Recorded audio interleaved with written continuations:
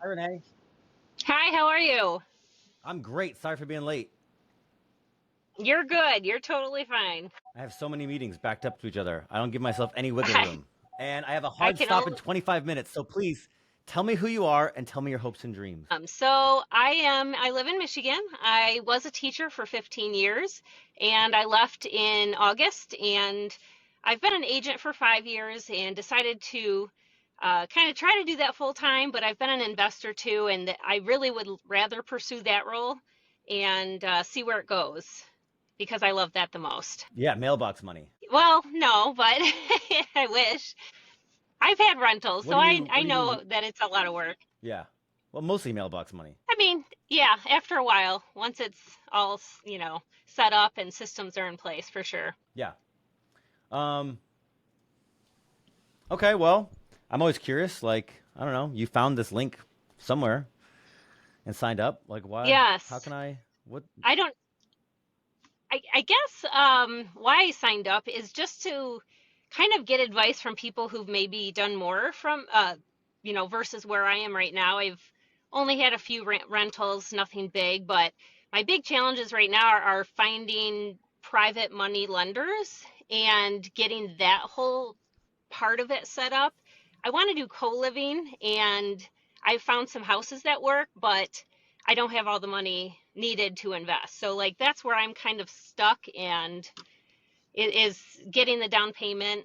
I can run it. I'm fine with that, but it's getting the capital. So, Okay. I'm actually pretty good at this.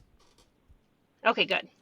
One, uh, basically three things. One, have you asked? Two, like, do you have your pitch well curated and explained? And three, how does somebody do due diligence on you? Like, do you have a YouTube channel? Do you have an Instagram? Do you have a podcast? Do you have a website? Like, how does somebody find out if you're a good investment? Right. So I just started a YouTube channel a few weeks ago. I have like 10 videos on it. So I just started that. Love I that. am in Go Abundance Emerge. So I have a pod and we kind of brainstorm certain ideas. And so I'm starting to branch out. This entrepreneur thing is very new to me compared to my W-2. So I'm getting more comfortable, but it's all very new, a big world. So I have that. I did think this morning like I need a pitch deck. So like I need to kind of put my deals on a slideshow and just I guess start presenting them or ask people first, and if they're interested, we set up a meeting kind of like this via video. I'm guessing, but is that how it goes? Yeah, it's a combination of things. So for me, it was, I had a blog and I just wrote all my deals and I was like, Hmm. this is how I'd make money. Um, this is my track record. This is who I am. And it just became so much that, like, when people come to it, they're like, this guy's obviously legit. Look at, he wrote everything he's ever done. So it wasn't Right. like it was just very thorough and Yep. honest and authentic and transparent. It was just a lot. Um, Okay. and then I just started asking people, and I put together pitch decks, and they got better and better. But it was just like, here, like, here's an opportunity. And then if they were interested, I'd be like, you want to know more? Go to the blog. And then they'd be like, and then like you said, you set up a call, and yeah, it's just big funnel. Okay. Send them the pitch. Medium funnel, like they'll go do due diligence on you, right? Or maybe you give them like I would start with like what I usually would do is start with like a one page email and be like, Okay. here's the summary. And if they wanted more, I'd give them the blog, and then I'd give them the blog, and I'd give them like a 10 or 15 page presentation slideshow. Boom. And then if they were still interested, it's like phone call. Okay. Do you have to have a deal like ready to go to do all this, or how did you go about that? Did you find the deal first, or no? Okay. I pitched people what I wanted to buy. Okay. I pitched And then people what they I wanted bought to buy. into Hey, I it. want to buy a 20 I want and then they're like, "Okay, sure, like send me the deal." And then what you do is I just collect those people on an email list, Okay. and then when the deal came along, it was the same amount of process, but I would triple the work. So it's like, Okay. because you got to think like you need basically three times. You need if you want to borrow $1 million, you got to go get 3 million because Okay. 66% of people will say yes and then not wire the money. Okay. Interesting. Okay. Yeah, when you Now, get good, you can what maybe get what that did down to half. okay. how did you set up the structure like when you first started investing? Like, do you do JVs only, or should I stick with promissory notes, or like what's the best way to get started with collecting investor money? It is up to your investors. Oh, And here's why. okay. Because you are a steward of their money. It ain't up. Hmm. I mean, okay, I'll say it both ways. You can be rigid and be like, this is what I offer. I offer this kind of partnership or I offer this kind of debt. And you can be rigid, but then you only get those people. But if you're flexible, which I'm very flexible, I'm very much like, I am a steward of their money. So, like, what do you want? You're going to provide the money for Hmm. this thing. Like, what do you want? Do you want a partnership?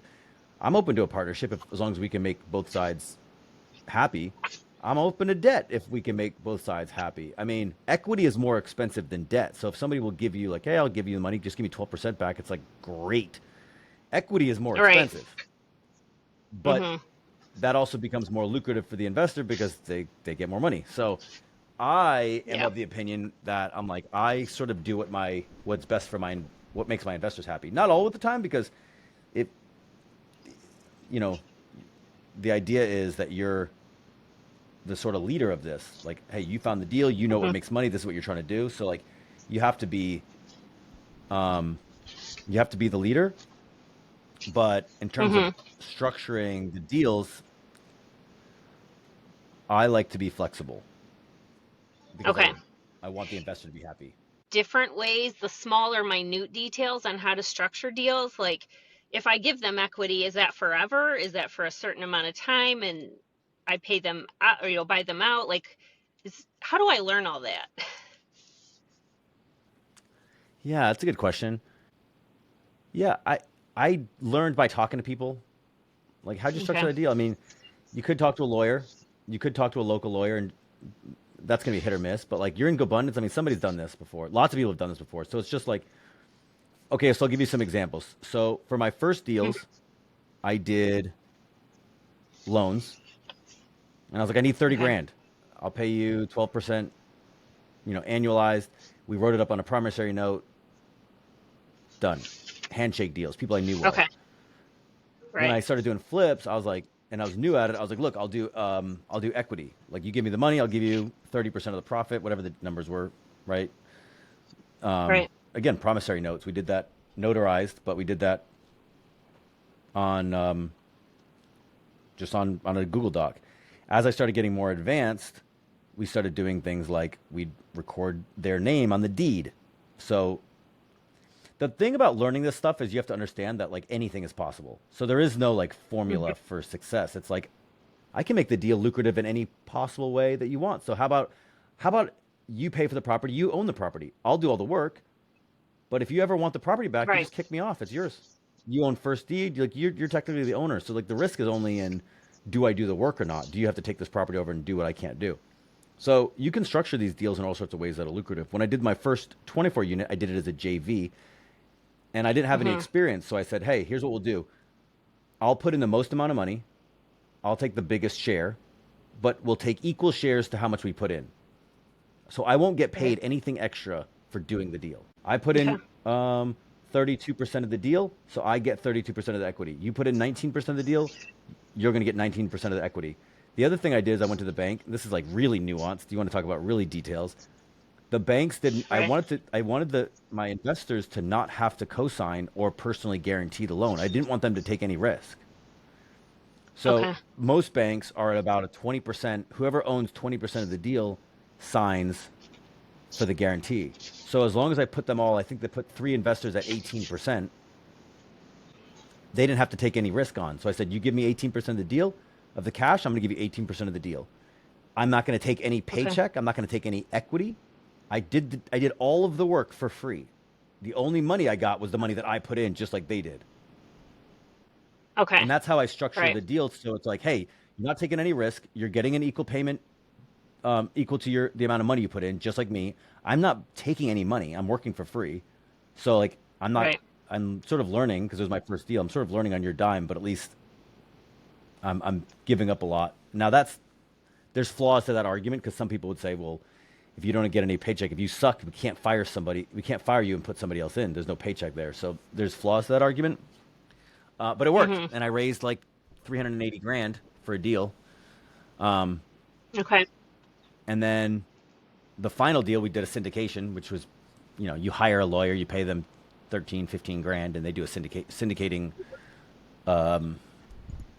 legal agreement, 506B, Right. and then that was very formal. So I've Mhm. done a little bit. I've done a little bit, not a lot, but I've done a little bit of all of it. Okay. Now, when you JV, I guess I forgot my question. When you JV with somebody, is it really it's basically they're providing all the money, I'm providing all the work, or we're doing 50-50 and clearly defining all of our parameters.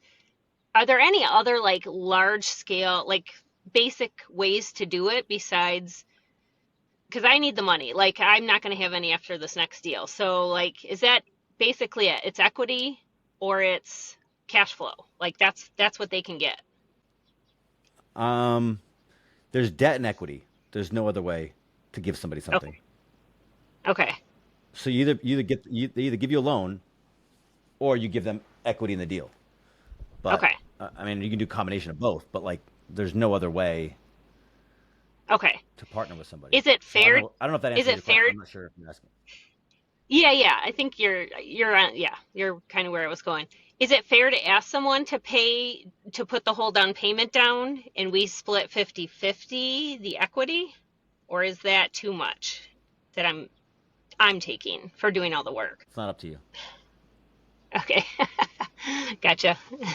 I mean, yeah. I mean, you know, not to go too philosophical, but that's kind of where my brain lives. Hmm. Some people say that Elon Musk is worth 200 billion and his workers make $100,000, and that's not fair. Hmm. But like, they volunteer for it, and it's legal, and company's worth a lot of money. So like, what do you mean by who decides what's fair? The people who are involved, not some Hmm. outside internet person who says like, "Oh, you can't do that." Right. I'm like, everybody here is happy but you. The Hmm. Donald Trump case that just happened, where they said you lied about this valuation. I'm like, they agreed and the bank agreed, and even at the ruling, they were like, the bank, they're like, we don't agree. Nobody agreed except some third party that wasn't involved.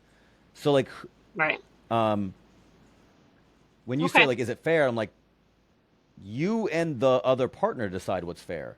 So some Okay. people might not go for it, and I'll back all the way up and say like, I know why you ask this because you want to do the right thing by people. So I respect that. Right. I also don't know the deal. I don't know what the risk is. I don't know how to measure that risk. So I don't know if Hmm. you're like, hey, if they put all the money down and I do all the work, that seems like 50-50. But Hmm. is it like somebody's going to come in and be like, look, this is a high risk deal. You're new at it. I'm going to give you $1 million and like a monkey could do it. They might not think that's fair. Right. Yeah, But I don't know. co-living's They a might lot more but if work. you're also like, So hey, this right. So again, but if you're like, yeah. hey, if you put in all the money and the money is 50 grand and you're going to, maybe make a 20% return and it's a lot of work. It's like, dude, that might be very fair for them. So Hmm. Okay. the details really matter about the deal and some of it's like how you sell it. Some of it's how you Hmm. position it. Some of it's, again, it's like, what if you run into somebody who's like, hey, I have a friend. He's like, I keep $1 million on the side because I invest in my friends' syndications to support them because I have an extra $1 million. So I always have a Hmm. $1 million fund that's like every year I just give a little bit out. And then when it comes back, that's all he's doing. For him, the deals don't matter as much. He's betting on jockeys.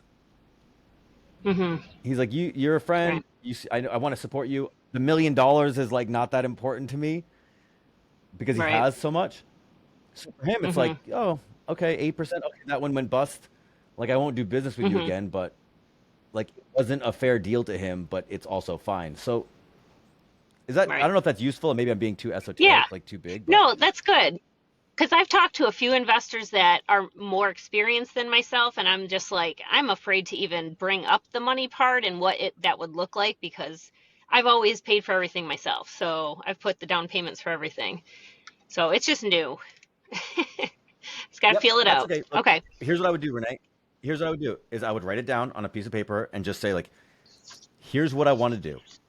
Here's why I think it's a good idea. Here's why I'm a good Mm-hmm. bet, right? Excuse me. Here's why Mm-hmm. I'm a good investment. Here's what I'm asking Right. for. Here's what you're going to get in return. Here's when you're going to get paid back. Here's the risks. Here's the worst case scenario. Here's how I'm going to mitigate those risks. You start knocking all those things out. And then Mm-hmm. when it's all laid out on paper, if you look at it and you're like, well, it's all laid out on paper, and then you send it to like a person like me who, I used to be in underwriting. Like my brain is just Mm-hmm. designed to pick shit apart for whatever reason. It's just like, oh, there's a problem, there's a problem, there's a problem, there's a problem. It's very, Mm-hmm. it's not always that helpful. But anyway, that's just how I'm built. So then I'm like, nope. What about this? What about this? What about this? What about this? What about this? And then you send it to somebody, and you're like, hey, I want Mm-hmm. to borrow 50 grand or 100 grand. Here's my pitch. And you'll get one of three responses. Okay, tell me more. Absolutely not. That's crazy. Or like not interested. Or you'll get ghosted. And so Mm-hmm. you just got to send this to more people until somebody Okay. says, I'm interested, but what about this? And then you tighten your game up as you go. So don't worry about making it Okay. perfect. Just be like, hey, I'm looking for 100 grand. This is my pitch. And then see what they say. And they'll give you feedback. Even if they say nothing, it's like, well, either they're the wrong person or it's the wrong deal. And you got to, it's a machine. Okay. What's the easiest or most efficient way to attract people that have this kind of money? Is it the blog? Like, do you suggest they start a blog or a website, or just stick with YouTube or social media? Whatever feels most, whatever you can be most consistent with. Okay. Okay, that Whatever makes you sense. can be most consistent with. Yeah. Because you want to build a big book of business. So when people come, they're like, oh, Renee's legit. She's been doing this a long time. She's consistent because your behavior, the old saying, how you do one thing is how you do everything. So when they see, Mm-hmm. they're like, she's like, oh, dude, she just does YouTube. She's really consistent. It's hard. Everybody knows YouTube is hard. It's reliable, or she's reliable. She puts in the work. Guess what she's going to do with my investment? Same thing. She's going to Yep. be consistent. She's going to be reliable. She's going to put in the work. So whatever Mm-hmm. you can be consistent with and and do it to a, you got to get better at it, like increasingly higher. Like as long as it's like, oh, and she's getting better. Like look how bad she used to be. Like she's going Mm-hmm. places. So now they see trajectory, Mm-hmm. not just consistency, but improvement. So you're like, this person's a good investment because that's really at the end. Right. At the end of the day, people don't invest in deals; they invest in people. Right. That makes sense. Yeah. Um, is there So anything besides blogging worked for just me because plain I like to write. experience? Yeah. Is there anything besides plain just trying different things and getting experience that you recommend as well? Like whether it's books or groups to join. I know there's a lot of masterminds out there dealing with this specifically. Or do you think just talk to a lot of people, which is free to do, to meet up and just learn? Like do by learn, learn by doing. Is that the best education? You are if you had a pitch deck right now, it will not be Hmm. perfect until you get feedback.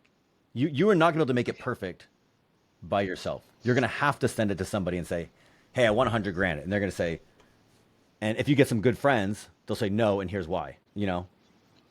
This, Hmm. that, and the other thing. So you can spend a lifetime. We all know this. You can spend a lifetime learning how to do this thing perfectly. But if nobody ever, even if you had the perfect pitch deck and the perfect deal, if nobody saw it, you're not gonna get Yeah. any money. So I Uh, feel I Yeah. don't know this because I've only known you for 19 minutes, but I feel you like a little bit of your maybe anxiety right now. Like I see it. So I think you're at this point where you're like you're ready. You just need to go ask. And as you said, you're like Yes. that's just been a maybe a sticking point for you. Hmm. And it's like anything else when you ask and you get some no's. If you're lucky, which and you ask the right people, you'll get feedback. And the feedback will be Hmm. useful and you'll be like, okay, now I can make it better. And then one day you'll get a yes. And then you're like, oh, now it's not scary. Now it's if you ask, you both get paid. Hmm. So I no longer look at asking for money as like I'm not asking for money. I'm asking to make you money. Hmm. Like Right. I'm not taking asking for equity partners is like the best sales business in the whole planet because it's the only one where we both get money. Like when you sell a Right. product, like Apple takes your money and they gives you stuff. you take money and Hmm. give you back more money. So it's like I'm not I'm not asking for you to buy my thing. I'm asking for the opportunity to make you money. It's like a really easy. Okay. Do you want the same Right. amount of money or do you want more money?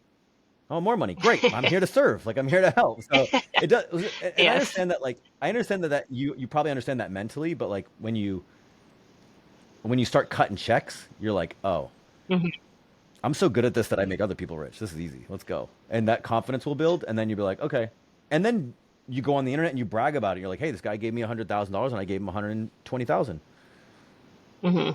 And then I did it again, and Right. I did it again, and then I did it again, and then I did it again. So that's why Okay. people like Bridgewater Capital and um, my friends over at my friends Universa Investments, they have Hmm. huge amounts of BlackRock, right? Why do people give BlackRock money? It's like because they have returns.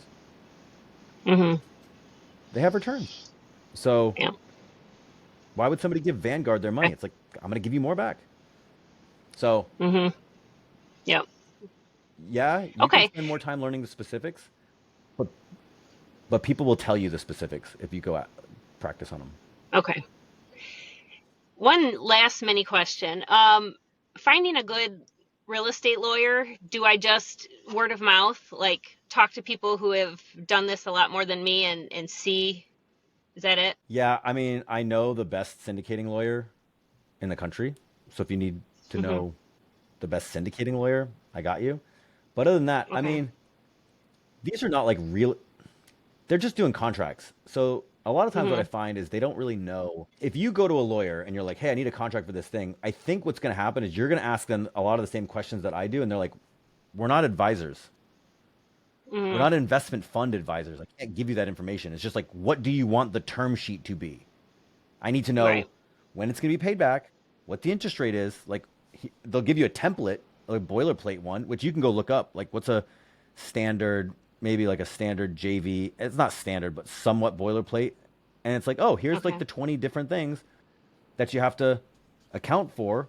But it's all the things I just told you. How much? When are they going to get paid Right. back? Who owns the deed? What's the structure? What happens if you don't pay? Like all these things. Okay. But Hmm. Same basic so things so for, you'll need yeah. and you're going to need a lawyer in your state, so it's not even like you can go national. It's going to have to be somebody in your state. Right. In Michigan, you said, Yes. right? So, um, Okay. Thank you. I appreciate your time. how did you get the? How did you I find me, feel better. Oliver? I don't even know. Honestly, I saw you, I love someone that. posted of, oh, in our Emerge group, Go Abundance Emerge, someone else talked to you in our group and posted it for us to sign up. Oliver, So I appreciate it. dude, I've been doing this for 6 years. I love.